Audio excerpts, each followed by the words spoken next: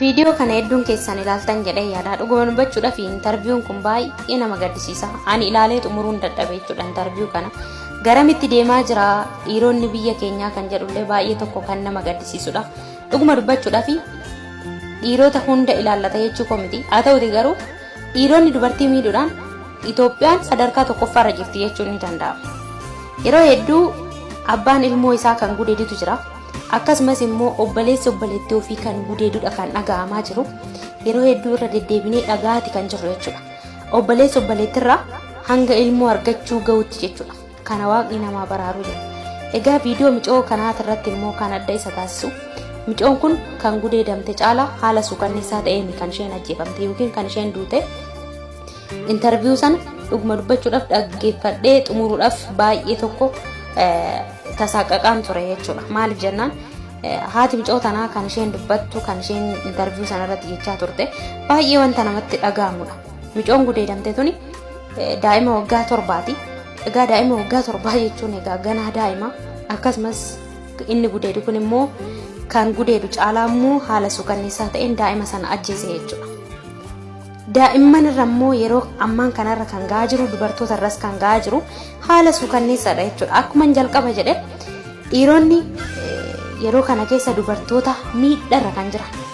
Dubartoonni akkuma beekamu jalqabuma ishii caarran isheellee kan ishee miidhee jira. Akkasumas dhalootumaanuu dubartoonni miidhamtuudha dhuguma dubbachuudhaaf. Kan biyya hambaa deemeellee ajjeefamaa jiru hanga ammaa harka namootaatiin illee kan ajjeefamaa jiru dubartoota kan ilaallu ta'e.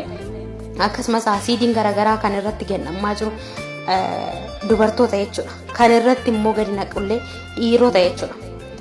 Innaa kun hunduu kan irra ga'aa jiru dubartootarra. Dhugaa dubbachuudhaaf akka dubartii takkaatti wantoonni yeroo ammaan kana keessatti dubartoota irra ga'aa jiru baay'ee tokko namatti dhaga'ama.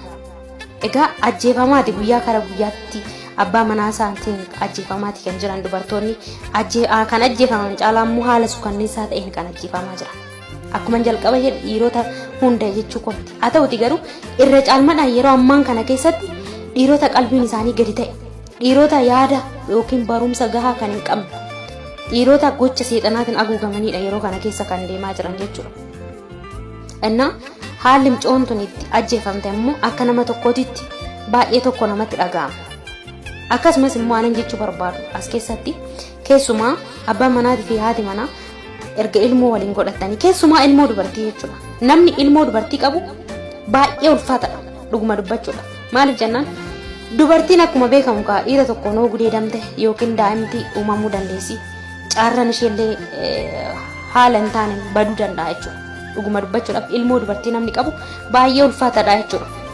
Yoo isin danda'ame abbaanii fi haati yoo haadha waliin illee haadha manaa kee waliin walii galuu dadhabde ilmoo keetiif jecha namni ilmoo dubartii qabdu obsuu qabdu. Yoo danda'ame jechuudha. Yoo hin danda'amne garuu homaa gochuu hin danda'amu. Yoo danda'ame garuu obsuudha qabda. Egaa haati kuni abbaa manaa ishee waliin gargar baateetti kan jirtu. Gargar erga ba'an immoo isheen kophaa isheetti kan guddisuu jalqabde micoo kana jechuudha. Garuu kan gudeede immoo abbaa gibbiiti yookiin nama isheetti kireessisanadha. Namni kunillee ijoollee qaba. Dhuguma dubbachuudhaaf ijoollee isaallee ni gudeedaa jechuudha namni kun. Yookiin amala akkasummaa qabaachuu danda'a namni kun dhuguma dubban. Akkasumas viidiyoo kana keessatti kanan dubbachuu barbaadu caaltuu Arsii Shaashee kan jedhu waa'ee viidiyoo kanaati irratti kaastee dubbattee turte. Haa ta'uti garuu interview sana isheen wanta dhageesse natti hin fakkaatu. Isheen kan dubbattuu fi kan interview sana irratti dubbatame surmaayyuu waliin argu. Isheen kan jechaa jirte amma fakkeenya kan caaltuun dubbattes dhageessaniitu jedhee yaada.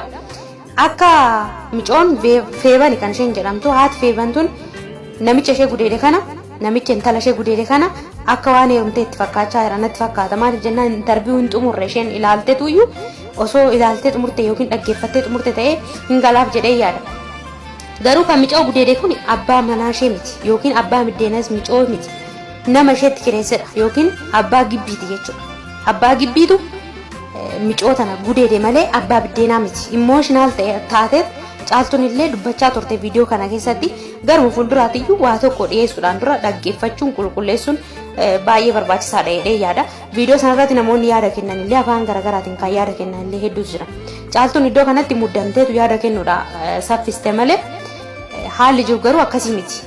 abbaa biddeenaa isheetiin mitimcoon kun kan gudeedamte abbaa gibbii haadhatti ishee kireessedha malee abbaa biddeenaa miti jechuudha. Garuma fuulduraatiif qulqulleessuun barbaachisaadha waa tokko dhaggeeffatteetiin jedha caaltu.